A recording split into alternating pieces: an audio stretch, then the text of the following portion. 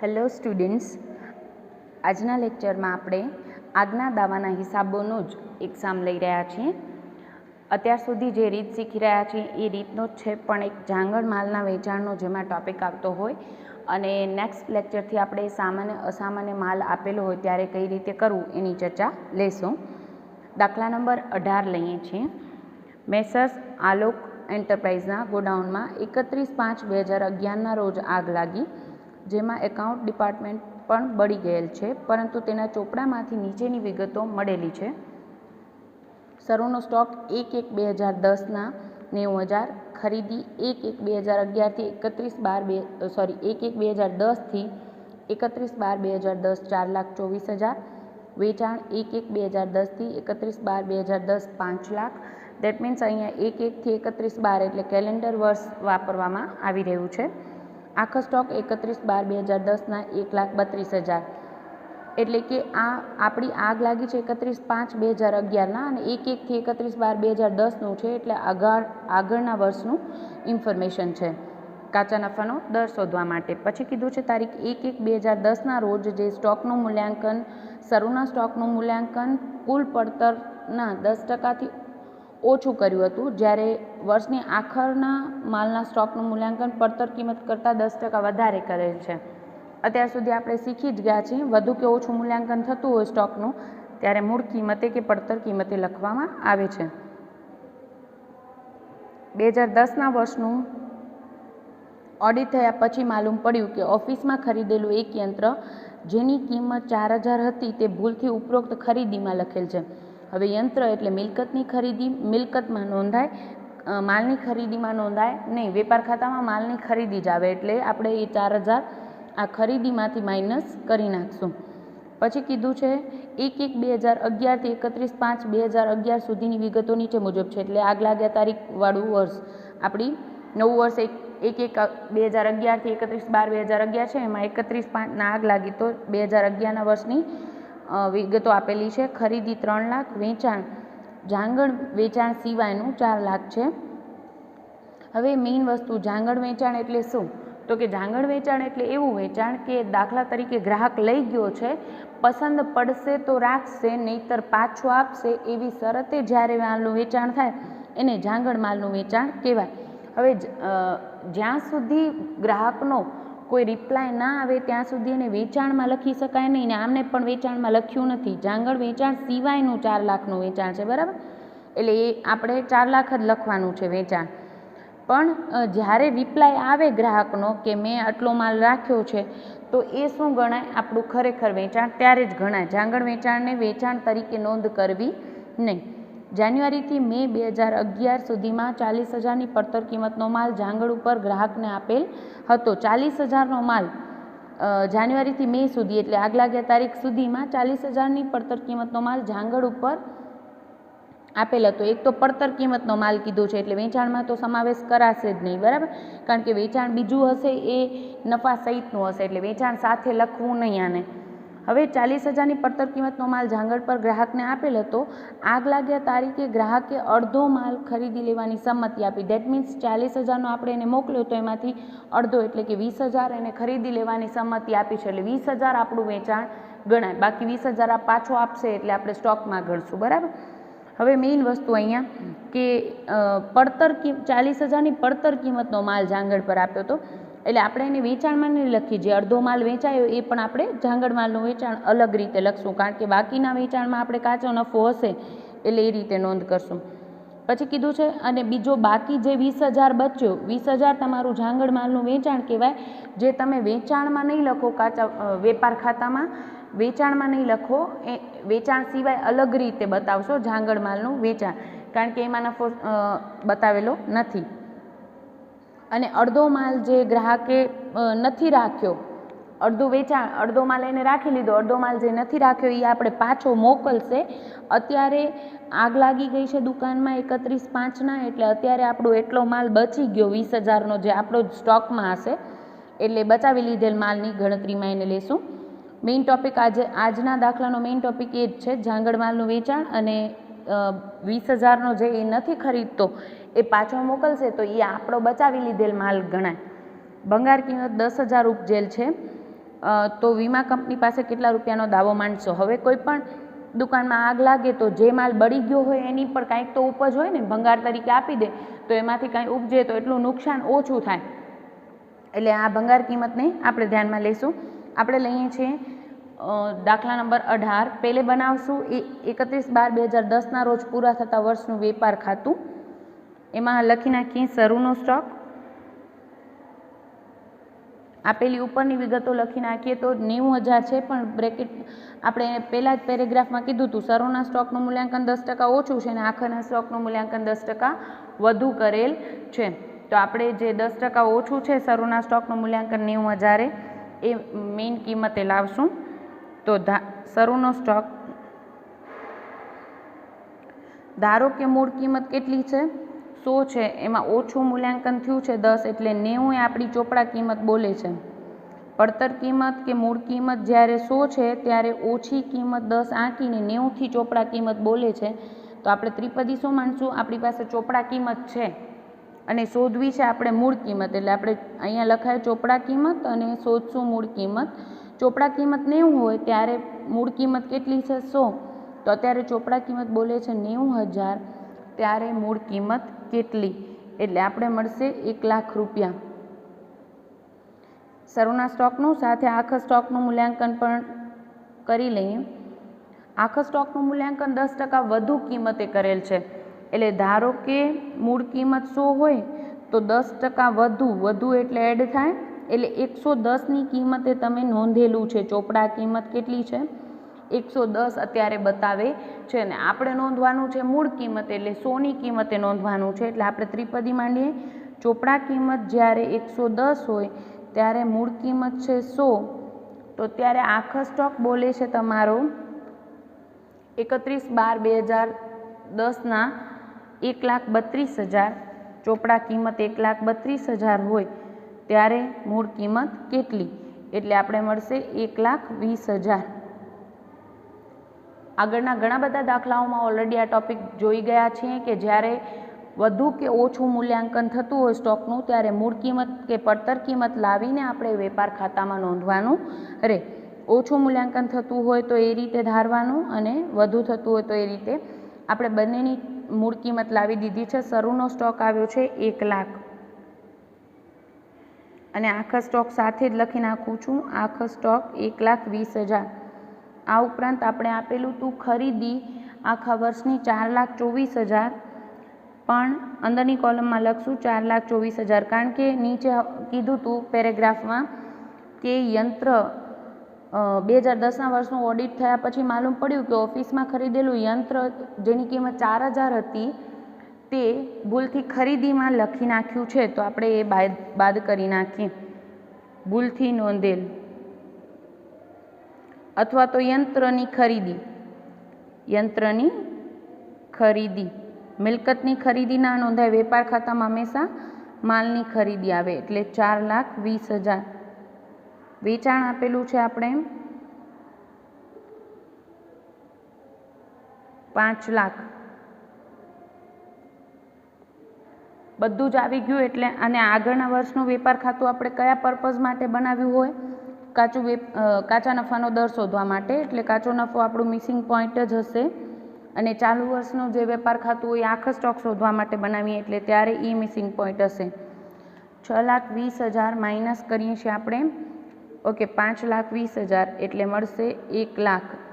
4 ને 1 5,20,000 બાદ કરીએ એટલે આપણે 1,00,000 શું મળશે? કાચો નફો. ક્લિયર? હવે કાચો નફો શોધ્યો જ શા માટે છે? આપણે કાચો નફો શોધ્યો છે કાચા નફાનો દર શોધવા માટે. તો કાચા નફાનો દર શોધી લઈએ.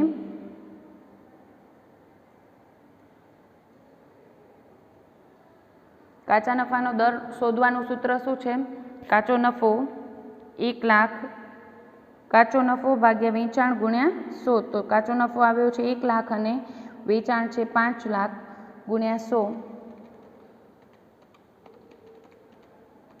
એટલે મળશે 20%.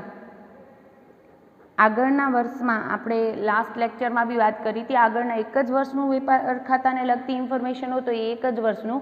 2-3 વર્ષની ઇન્ફોર્મેશન આપી હોય તો 2-3 વર્ષના કાચા વેપાર ખાતાના આધારે આપણે સરેરાશ કાચા નફાનો દર લઈએ છીએ, એટલે એ ટોપિક ધ્યાન રાખજો. અહીંયા એક જ વર્ષનું હતું તો અત્યારે ધારશું કે 2010માં 20%ના દરે કાચો નફો થાય છે, તો અત્યારે જે આગ લાગી ત્યાર સુધીનું વેપાર ખાતામાં પણ આપણે ધારશું કે એટલું જ નફાનો દર જળવાઈ રહ્યો હશે. બનાવી નાખીએ. એના પછીની મુદતનું કાચું વેપાર ખાતું 31/5/2011 સુધીનું, આગ લાગ્યા તારીખ સુધીનું કાચું વેપાર ખાતું બનાવતા હોય છે. શરૂનો સ્ટોક ભૂલાય નહીં.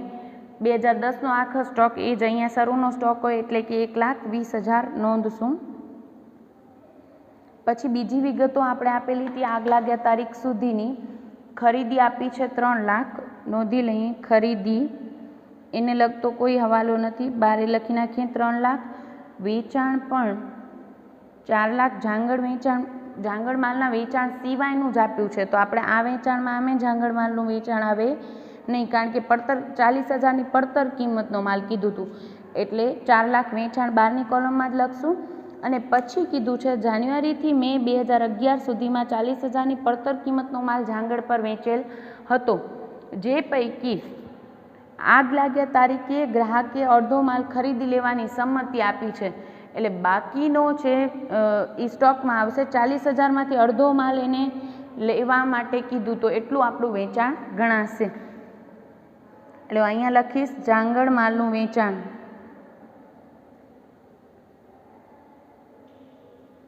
20,000. અડધો માલ, ખાસ ધ્યાન રાખજો, જાંગડ માલનું વેચાણ એટલે શું, તો કે ગ્રાહક લઈ જાય છે અને એવી શરતે લઈ જાય છે કે પસંદ પડશે તો માલ રાખશે, નહીંતર એ પાછો આપશે. એટલે આપણે ત્યારે એ ગ્રાહક લઈ જાય ત્યારે એને આપણે વેચાણ કહી શકીએ નહીં. જ્યારે એમના તરફથી જવાબ મળે કે આટલો માલ લીધો છે તો એટલું વેચાણ ગણવું અને બાકીનો એ આપણે પરત આપી દેશે. જ્યાં સુધી એ કહે નહીં કે મેં આટલો માલ રાખ્યો છે ત્યાં સુધી એને વેચાણ ગણી શકાય નહીં. એટલે 20,000 જાંગડ માલનું વેચાણ અને 20,000 સ્ટોકમાં છેલ્લે એની પાસે પડ્યો છે. એક વસ્તુ ધ્યાન રાખજો, આ બી મિસ્ટેક કરાવી શકે. 20,000નો માલ, અડધો માલ એને ખરીદી લીધો, બરાબર, એને ખરીદી લીધો એટલે આપણું વેચાણ થયું. બાકીનો 20,000 સ્ટોકમાં આપણો સ્ટોક ગણાય, પણ અત્યારે આગ લાગ્યા તારીખે આપણા પાસે નહોતો. કોની પાસે તો? જાંગડ માલનું વેચાણ કર્યું હતું એટલે ગ્રાહક પાસે હતો, તો એ 20,000 આપણો બચાવી લીધેલ માલ ગણાય. અહીંયા આખા સ્ટોકમાં અત્યારે એમાં ઇન્ક્લુડ હશે, જે આપણા શરૂના સ્ટોકમાં ને પડ્યો હતો એમાંથી લઈ ગયા હતા, બરાબર, 40,000નો. હવે સ્ટોકમાં એ સમાયેલો હશે એટલો માલ આપણે બચાવી લીધો ગણાય. બીજી કોઈ જ વિગત નથી. કરી નાખીએ ખાતું બંધ. કાચો નફો અને આખો સ્ટોક બંને ખૂટતું હોય એવું તો ના હોય, એટલે આપણે બેમાંથી એક વિગત હશે તો કે આગળના વર્ષનું વેપાર ખાતું શું કામ બનાવતા હોય છે? કાચા નફાનો દર શોધવા માટે, અને એના આધારે અહીંયા કાચો નફો 20% લેવાનો છે. આખો સ્ટોક અહીંયા આગ લાગ્યા તારીખ સુધીના વેપાર ખાતામાં આખો સ્ટોક શોધવાનો મેઇન પોઈન્ટ હોય, બરાબર. અહીંયા લઈ લઈએ કાચો નફો કેટલા ઉપર? 4 લાખના વેચાણ ઉપર 20% લેખે. આપણે ધ્યાન રાખજો, કાચા નફાનો દર ઓલરેડી તમે શોધ્યો છે, એટલે 20%, 4 લાખના 20%, 80,000. ખાતું બંધ કરી દઈએ એટલે આપણે આખો સ્ટોક મળી જાય. 4,20,000 પ્લસ 80,000 એટલે 5 લાખ. ઉધાર બાજુનું ટોટલ માઇનસ, એટલે આપણે બચશે છેલ્લે 80,000 આખો સ્ટોક. આગ લાગ્યા તારીખે આખો સ્ટોક કેટલો આવ્યો? 80,000. આપણો મેઇન ટોપિક. પહેલો સ્ટેપ સ્ટોકના નુકસાનને દાવાના લગતા દાખલાઓમાં પહેલો સ્ટેપ આપણો શું છે? કાચા નફાનો દર શોધો. બીજો સ્ટેપ આગ લાગ્યા તારીખે આખો સ્ટોક કેટલો, કારણ કે નુકસાનનો દાવો માંડવો હોય તો જે દિવસે આગ લાગી દિવસે સ્ટોક કેટલો તો એ શોધવું પડે. ત્રીજો સ્ટેપ આપણો શું છે? બળી ગયેલ માલની કિંમત.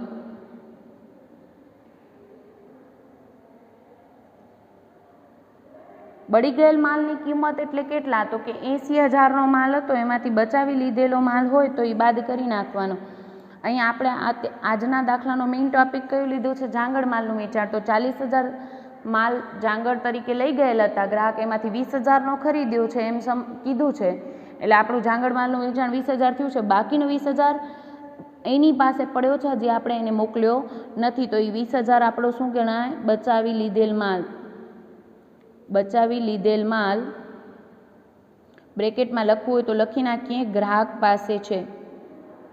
ગ્રાહક પાસે છે એ માલ શું ગણાય? બચાવી લીધેલ માલ 20,000 બરાબર. 80,000માંથી 20,000 ગ્રાહક પાસે છે એ બચાવી લીધો એટલે આપણો 60,000નું નુકસાન થયું. એમાંથી એક વસ્તુ ધ્યાન રાખજો, 10,000 આપણે ભંગારમાં માલ વેચી દીધો છે એટલે એટલું નુકસાન ઘટી જાય. આપણું બળી ગયેલ માલની કિંમત, ત્રીજો ટોપિક છે બળી ગયેલ માલની કિંમત અથવા તો નુકસાન, નેટ નુકસાન કેટલું થયું એ આપણે શોધીએ છીએ. તો માલ બચાવી લીધો એ બાદ કરીએ, સાથે કાંઈ ભંગારમાં વેચી દીધો હોય તો એ પણ આપણે બાદ કરશું અને 50,000 આપણું શું ગણાય? નેટ નુકસાન ગણાય. 50,000ની રકમ, 60,000નો માલ બળી ગયો છે પણ એમાંથી બળી ગયેલ ભંગાર તરીકે માલ વેચી નાખ્યો તો 10,000 ભંગારની ઉપજ થઈ એટલે નેટ નુકસાન આપણું કેટલું આવ્યું? 50,000. છેલ્લો સ્ટેપ દાવાની રકમ. દાવાની રકમમાં ખાસ ધ્યાન રાખજો, દાવાની રકમ કેમ શોધાય? તો કે આપણે નુકસાન અને આપણો સ્ટોક છે 80,000નો અને નુકસાન થયું છે એમાંથી 50,000નું. વીમા પોલિસીની કેટલાની લીધી હતી? તો કે આ દાખલામાં અહીંયા કોઈ જ ઇન્ફોર્મેશન છે નહીં કે આટલાનો વીમો લેવામાં આવ્યો એવી કોઈ લાઈન છે નહીં. તો જેટલું નુકસાન થયું એટલો જ આપણે વીમા કંપની સમક્ષ દાવો માંડશું. અહીંયા પૂછ્યું છે તો વીમા કંપની પાસે કેટલા રૂપિયાનો દાવો માંડશો? તો તમારું આવશે જવાબ 50,000 રૂપિયા. વીમા પોલિસી કેટલાની લીધી સ્પષ્ટતા ન હોય તો તમારો ત્રીજો સ્ટેપનો આન્સર જ ચોથા સ્ટેપનો આન્સર થાય. એટલે જેટલું નુકસાન થયું એટલું જ આપણે વીમા કંપની સમક્ષ દાવો માંડશું. હવે આજના લેક્ચરમાં આપણે એક જ ટોપિક જે બાકી હતો સ્ટોકના નુકસાનને લગતો એ લીધો અને હવે લઈએ છીએ એક ઉદાહરણ 8 જેમાં તમને ક્યારેક કાચું વેપાર ખાતું નહીં પણ આજ્ઞા દાવાનું પત્રક બનાવવાનું કીધું હોય તો તમે કઈ રીતે બનાવો એનો એક પ્રેક્ટિસ સમ લઈ લઈએ છીએ અને પછી કાલથી લેશું નવી ટાઈપના સમ, નવી રીતના. એટલે કે સ્ટોક તમને સામાન્ય અને અસામાન્ય ટાઈપનો પ્રકારનો માલ આપેલો હોય ત્યારે. અત્યારે લઈએ છીએ ઉદાહરણ 8. વિગતો એવી જ છે, સાવ સરળ છે. ફક્ત હું આ ટોપિક લઉં છું. અત્યાર સુધી આપણે અભ્યાસ કરી ગયા એ જ ટોપિક છે. ફક્ત આજ્ઞા દાવાનું પત્રક બનાવવાનું હોય તો તમે કેમ બનાવશો? આમ તો મોસ્ટ ઓફ આપણે કાચું વેપાર ખાતાની રીતના જ સમ કરતા હોઈએ છીએ કારણ કે એ રીત સરળ પડે છે. જ્યારે 2 થી 3 વર્ષના આપણે કાલે લીધો તો એક સમ જેમાં 2 થી 3 વર્ષની ઇન્ફોર્મેશન હોય તો કાચું વેપાર ખાતું ઝડપથી બનાવીને તમે કાચા નફાનો દર શોધી શકો છો. એટલે કાચા વેપાર ખાતાની રીત જ કરવાની છે પણ છતાં બી આજ્ઞા દાવાનું પત્રક બનાવવાનું હોય તો આપણે કઈ રીતે બનાવવાનું પહેલાં જ લેક્ચરમાં બેઝિક્સમાં આપણે એનો નમૂનો જોયો હતો અને આમ જોઈએ તો એ પણ સાવ સરળ છે. કઈ રીતે? તો કે જનરલી આપણે વેપાર ખાતું ઊભા ફોર્મમાં લખવું હોય તો કઈ રીતે લખાય એવી રીતે આજ્ઞા દાવાનું પત્રક છે. એટલે પહેલે તમે લખશો શરૂનો સ્ટોક. વેપાર ખાતા પરથી સમજાવું છું એટલે તમને થોડુંક ખ્યાલ આવી જાય. પહેલે લખીએ આપણે આજ્ઞા દાવાનું પત્રક બનાવવાનું તો તમને વેપાર ખાતું ઊભા ફોર્મમાં બનાવી નાખવાનું છે. શરૂનો સ્ટોક, પછી ખરીદી એમાં એડ કરશો, માઇનસ વેચાણ કરશો, માઇનસ વેચાણ અને વેચાણમાંથી કાચો નફો બાદ કરી દેશો એટલે વેચેલ માલની પડતર આવશે. બરાબર. એટલે શરૂનો સ્ટોક ને ખરીદીનું જે ટોટલ હશે એમાંથી વેચાણ માઇનસ કાચો નફો બાદ કર્યા પછીની જે વિગત આવી એ બાદ કરશો અને અન્ય રીતે કોઈ પણ રીતે માલની જાવક હોય તો એ બાદ કરશો એટલે તમને છેલ્લે મળી જશે આખો સ્ટોક. આ બસ આ જ ફોર્મમાં બનાવવાનું છે. ક્લિયર? લઈ લઈએ ઉદાહરણ 8. શ્રી ટંડેલના મકાનમાં 15/3/2011ના રોજ આગ લાગી અને માલનો સ્ટોક બળી ગયો. નીચે જણાવેલ માહિતી ઉપરથી તમારે આગથી થયેલ નુકસાનના દાવાની રકમ દર્શાવતું પત્રક તૈયાર કરવાનું છે.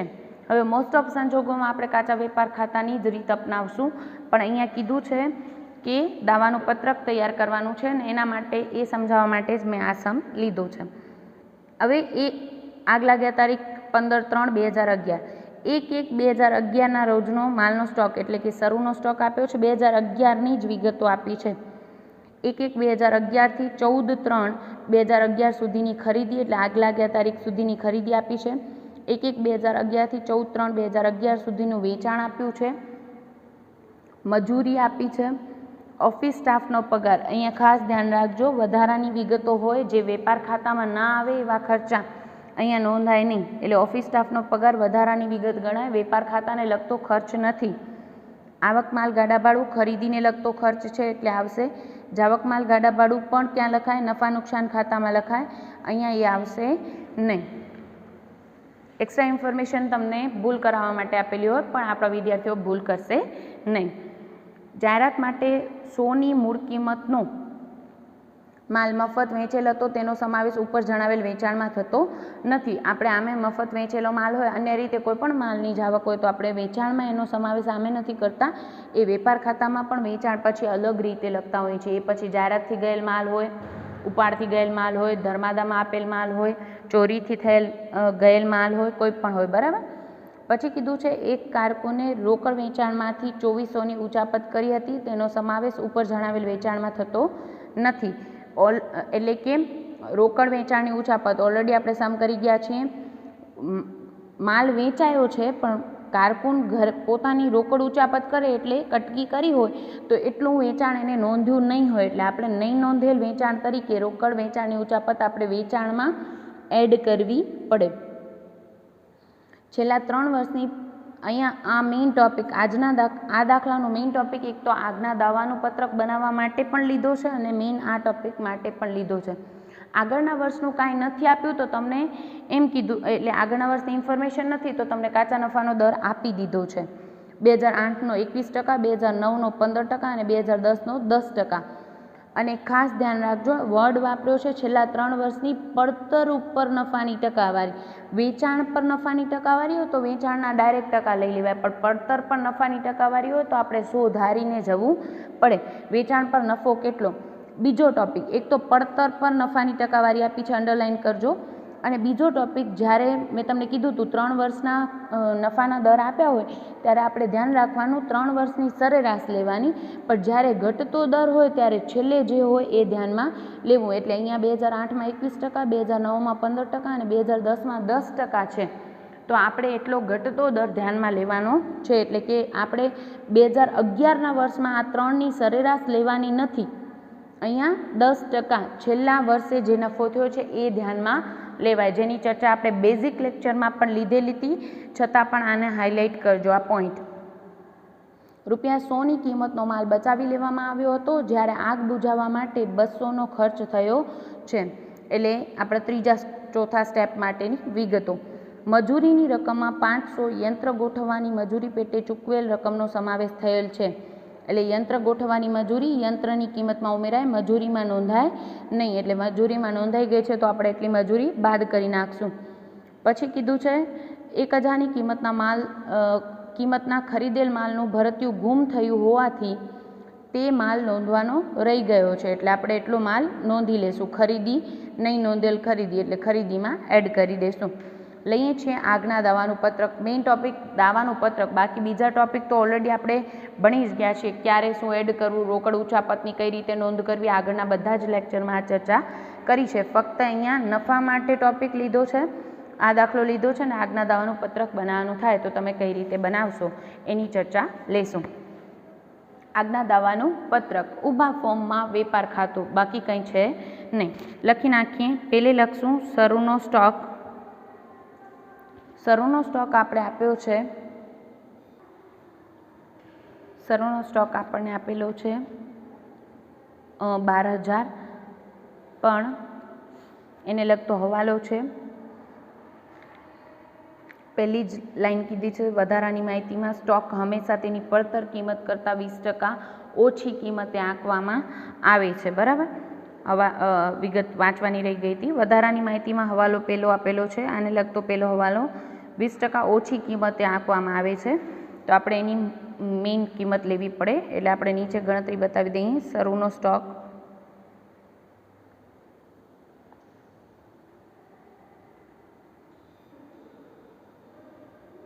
ધારો કે મૂળ કિંમત 100 છે, એના કરતાં 20% ઓછી એટલે 80 કિંમતથી ચોપડા કિંમત છે. બરાબર, ઓછી કિંમત કીધી હોય તો માઇનસ કરવું અને વધુ કિંમત કીધી હોય તો આપણે પ્લસ કરશું.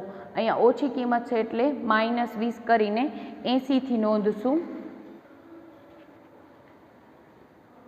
ચોપડા કિંમત 80 હોય ત્યારે આપણી મૂળ કિંમત છે 100, તો અત્યારે ચોપડા કિંમત શરૂના સ્ટોકની નોંધાઈ છે 12,000, ત્યારે મૂળ કિંમત કેટલી? એટલે આપણે મળશે 15,000. 15,000 બરાબર. હવે મેઇન વસ્તુ શરૂનો સ્ટોક આપણે લખશું 15,000 અંદરની કોલમમાં, ઉમેરો પ્લસની જગ્યાએ આપણે વર્ડમાં લખીએ છીએ, બીજું કોઈ ચેન્જ નથી. ખરીદી. હવે હવાલા હોય તો અંદરની કોલમમાં બતાવી દેવું. ખરીદીમાં કીધું છે 42,000ની, પણ એના લગતો હવાલો હતો આપણો, તો પહેલે લખી નાખશું અંદરની કોલમમાં 42,000 અને એને લગતો હવાલો છે આપણો ખરીદીમાં છેલ્લો હવાલો 1,000ની કિંમતના ખરીદેલ માલનું ભરતિયું ગુમ થયું હોવાથી તે માલ નોંધવાનો રહી ગયો છે, તો નહીં નોંધેલ ખરીદી આપણે એડ કરી દઈશું, પ્લસ નહીં નોંધેલ ખરીદી 1,000 એટલે આપણે ખરીદી લખશું 43,000. બુકમાં ભલે તમને અહીંયા જ બતાવ્યું હોય, તમને કન્વિનિયન્ટ રહે અને ટોટલમાં સરળતા રહે એ રીતે આપણે એની ઇનર કોલમમાં 42,000 લખ્યા છે. બરાબર. 43,000 ખરીદી આવી, 15,000 આપણો શરૂનો સ્ટોક આવ્યો. પછી ખરીદીને લગતા ખર્ચા હોય તો આપણે વેપાર ખાતાની ઉધાર બાજુ પહેલે લઈ લેવાની છે, એટલે ખરીદીને લગતા ખર્ચા આપણે ઉમેરી દઈશું. ઉમેરો આપણે ઓફિસ સ્ટાફ મજૂરી આપેલી છે, મજૂરી કીધી છે 2,000, પણ એને લગતો પણ હવાલો હતો એટલે હું અંદરની કોલમમાં લખું છું મજૂરી 2,000 અને કીધું છે યંત્ર ગોઠવવાની, છઠ્ઠો હવાલો યંત્ર ગોઠવવાની 500 રૂપિયા મજૂરી આમાં નોંધાઈ ગઈ હતી, તો બાદ કરી દઈએ યંત્રની મજૂરી.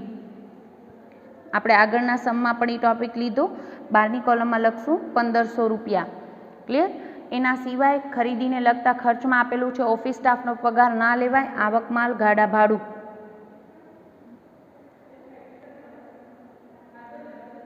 આવક માલ ગાડા ભાડું નોંધશું 200 રૂપિયા. એના પછી જાવક માલ ગાડા ભાડું કીધું છે જે નફા નુકસાનને લગતો ખર્ચ છે એટલે એ નહીં નોંધાય. ઉધાર સાઈડનું આવી જાય પછી આપણે કાચો નફો આપણે વેચાણમાંથી બાદ કરીએ છીએ, એટલે અહીંયા ટોટલ મારી દેશું ને 12ની કોલમમાં લખશું આપણે 15,000 પ્લસ 43,000 પ્લસ 1,500 ને 200 એટલે 59,700 મળશે. 59,700 જે 12ની કોલમમાં લખશું. એમાંથી બાદ કરશું આપણે જમા સાઈડ જે વેપાર ખાતામાં લખતા હોઈએ છીએ એ. અહીંયા લખશું વેચાણ. વેચાણ આપણે આપ્યું હતું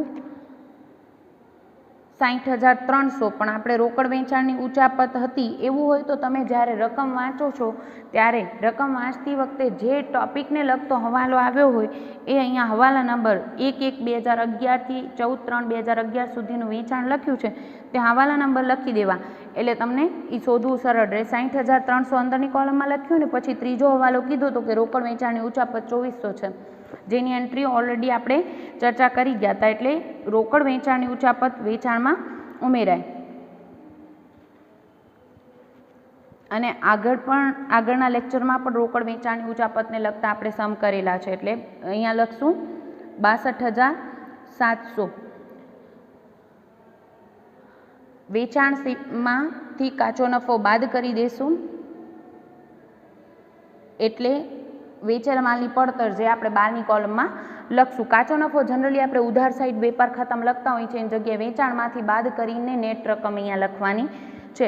કાચો નફો અહીંયા મેઇન ટોપિક છે મારા દાખલાનો, આ દાખલાનો મેઇન ટોપિક કાચો નફો. કારણ કે કાચો નફો જનરલી વેચાણ ઉપર નફાની ટકાવારી આપણે લઈએ છીએ ને, કાચો નફો ભાગ્યા વેચાણ ગુણ્યા 100, પણ અહીંયા પડતર કિંમત પર નફાની ટકાવારી આપી છે. બીજું ઘટતો દર આપ્યો છે, જેની ચર્ચા તો આપણે લીધી જ છે કે ઘટતો દર હોય તો સૌથી છેલ્લો દર ધ્યાનમાં લેવો, સરેરાશ લેવી નહીં. એટલે 10% પર કેના ઉપર? પડતર કિંમત ઉપર 10% નફો છે, એટલે તમે એમ ના કરતા 62,700ના 10% કાચો નફો બાદ. ક્લિયર. ગણતરી બતાવું છું. કાચો નફો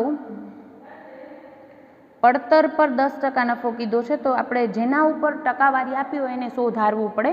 ધારો કે પડતર કિંમત 100 છે, એમાં નફો એડ કરીએ તો આપણે વેચાણ કિંમત મળે. નફો 10%, 100ના 10% એટલે 10, એટલે વેચાણ કિંમત કેટલી હશે તો 110. હવે આપણી પાસે એક તો જેના ઉપર નફાની ટકાવારી હોય એને 100 ધારવું, અને પછી બીજી વિગત કે આપણી પાસે શું આપેલું છે વેચાણ કિંમત, ને આપણે શોધવું શું છે નફો. એટલે આપણે ત્રિપદી કઈ રીતે હશે, વેચાણ કિંમત જ્યારે 110 હોય ત્યારે નફો છે આપણો 10, તો અત્યારે વેચાણ કિંમત છે આપણી 62,700, ત્યારે નફો કેટલો, એટલે નફો મળી જશે 62,700 ગુણ્યા 10 ભાગ્યા 110, એટલે આપણે મળશે 5700 રૂપિયા કાચો નફો. બરાબર, જે આપણે બાદ કરશું વેચાણમાંથી. કાચો નફો 5700 બાદ કરીને 12ની કોલમમાં લખશું 57,000. ક્લિયર. એના પછી વેપાર ખાતાને લગતી કોઈ ઇન્ફોર્મેશન આપી હોય જમા સાઈડમાં તો આપણે એ લઈ લઈએ. જાહેરાત તરીકે 100નો માલ આપ્યો તો એનો વેચાણમાં સમાવેશ થતો નથી, તો આપણે જાહેરાતથી ગયેલ માલ વેપાર ખાતાની જમા બાજુ નોંધી. બીજી બધી જ વિગતો આવી ગઈ છે, એટલે આપણે બાદ કરી નાખીએ. જાહેરાતથી આપેલ માલ 100 રૂપિયા, આ બંને બાદ કરવાનું છે, એટલે કાં તો બ્રેકેટમાં લખો ને કાં તો આ વ્યવસ્થિત આગળ સાઇન કરવી, એટલે ભૂલાઈ ન જાય. આ ટોટલમાંથી આ બે વસ્તુ બાદ થશે જમા સાઈડની. બરાબર, બ્રેકેટમાં લખવાની ટેવ પાડશું, એટલે આપણે મળી જશે આખર સ્ટોક 59,700 માઇનસ 57,000 માઇનસ 100, એટલે આપણે મળશે 2,600. એ આપણો આખો સ્ટોક આવ્યો. હવે આગના દાવાના પત્રકમાં જ આપણે દાવાનું પહેલો સ્ટેપ હતો એ આપણે કરવાનો નહોતો, કાચા નફાનો દર આપી દીધો તો. બીજો સ્ટેપ આપણો છે આખો સ્ટોક ગણતરી કરો, પછી બળી ગયેલ માલની કિંમત. એટલે આ જનરલી આપણે સ્ટેપમાં પત્રકમાં જ બનાવી દેતા હોઈએ છીએ. વેપાર ખાતામાં આપણે નીચે ગણતરી કરતા હોઈએ, અહીંયા આપણે પત્રકમાં જ બતાવી દઈએ. અને આપણે પાંચમો હવાલો કીધો છે 100ની કિંમતનો માલ બચાવી લીધો છે ને આગ બુઝાવવાના ખર્ચા 200 થયા છે. ક્લિયર. એટલે આગથી બચાવી લીધેલ માલ બાદ કરીએ 100 રૂપિયા. ત્રીજો સ્ટેપ. બરાબર, એટલે 2500 આપણું શું આવે, ખરેખર નુકસાન અથવા તો બળી ગયેલ માલની કિંમત. બળી ગયેલ માલની કિંમત. ચોથો સ્ટેપ દાવાની રકમ. હવે અહીંયા ક્યાંય વીમા પોલિસી કેટલાની લીધી એ અંગે સ્પષ્ટતા નથી, એટલે આપણે શું કરશું, 2500 અંગે કોઈ સ્પષ્ટતા નથી, એટલે આપણે આ જ દાવાની રકમ થાય. પણ અહીંયા કીધું છે કે પાંચમા જ હવાલામાં પાછળ કીધું તો આગ બુઝાવવાના ખર્ચા 200 થયા છે, તો આપણે એટલો દાવો વધુ માંડશું. એટલે આગ બુઝાવવાના ખર્ચા ઉમેરી દઈએ 200 રૂપિયા, એટલે ટોટલ દાવાની રકમ આવશે તમારી 2700. વીમા કંપની સમક્ષ માંડવાના દાવાની રકમ આપણે મળશે 2700 રૂપિયા. ક્લિયર. મેઇન વસ્તુ આગ બુઝાવવાના ખર્ચ હંમેશા જ્યારે તમે સરેરાશ કલમ હોય ને ત્યારે પણ વિદ્યાર્થીઓ ભૂલ કરતા હોય છે, એટલે ધ્યાન રાખજો. ત્રિપદી માંડ્યા પછી પ્રમાણસર રકમ જેટલો દાવો મંજૂર થાય ને એના પછી આગ બુઝાવવાના ખર્ચા એટલા એડ કરી અને પછી આપણી દાવાની રકમ હંમેશા આવે. ક્લિયર. આજના બંને સમ ધ્યાન રાખશો. નેક્સ્ટ લેક્ચરથી આપણે લેશું સામાન્ય અસામાન્ય પ્રકારનો માલ હોય ત્યારે કઈ રીતે ગણતરી કરવી. Thank you so much.